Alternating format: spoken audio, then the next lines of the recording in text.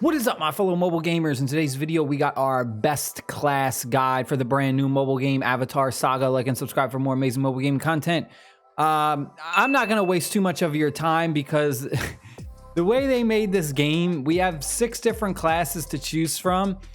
And the sad part about it is there really isn't a difference in which one you choose. Honestly, I've went through all 6 classes, I've played them all, I've did all of their class changes, and none of them really have hardly any difference. They all basically have the same skill set, the only difference being just different kind of animations. So like the assassins, certain skills have a different set of animations as opposed to like obviously the wizards or something, right? They all have the same area of effects. They all have like an ultimate skill and it's really strong. They all have a basic attack at the beginning that hits just 2 enemies. And then once you do that first class change, all the classes, doesn't matter which class you pick, they all get the same special effect, which just increases their basic attack from going to hitting 2 enemies to now it can hit like up to 4. So it just increases that. All of the stat increases for the class change is the same. So honestly, it kind of feels sad because I have all these screenshots I took of all the different things you can see. And really, when you do that first class change, like going from a wizard to a necromancer, all it does is kind of change the visual look of it. And it has a different name to it, but it's no different than when you go and you're like an archer and you do your first class change as an archer to the next class advancement.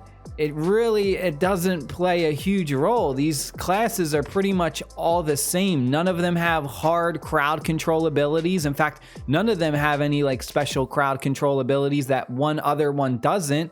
There really isn't one in particular class that I can say is way better than the other. I mean, it really just seems like it comes down to kind of personal preference of which one you like. My recommendation would be the wizard, bigger AoE skills as opposed to some of the other ones.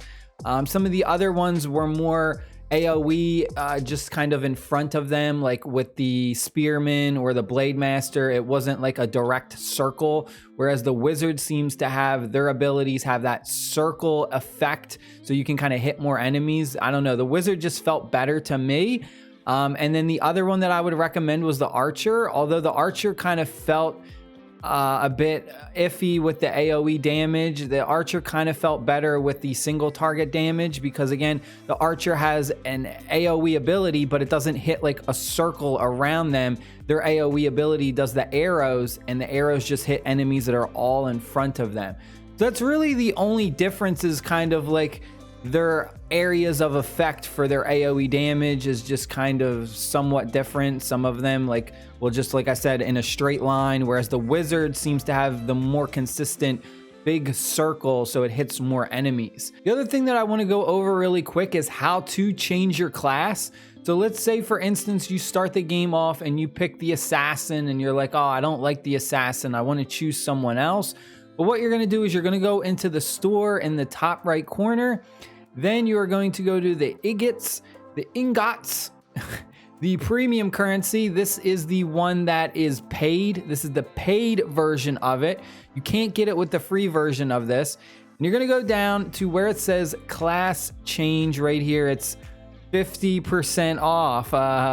And I believe this is the first time. So the first purchase of this is 50% off. After that, if you want to buy another one, I believe it is the full original price of $3,776. So right now, to do your first class change, it's going to be roughly 1,888 of these premium currency. And that's a lot. I believe it's roughly like 30 USD, $30 to do that. And all it does is let you change to one of the other 6 starting classes. So like I said, if you choose like assassin or wizard and then you want to change, you'd have to come in here, spend like $30, buy this, and then you could switch to like the swordsman or whatever other class. And what it does is it just changes all of your stuff over. So it will change all of your equipment, all of your gear will be for the new class.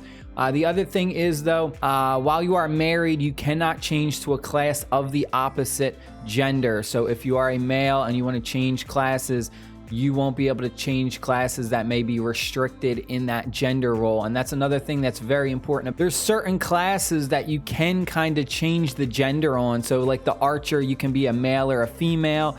The assassin can be both genders.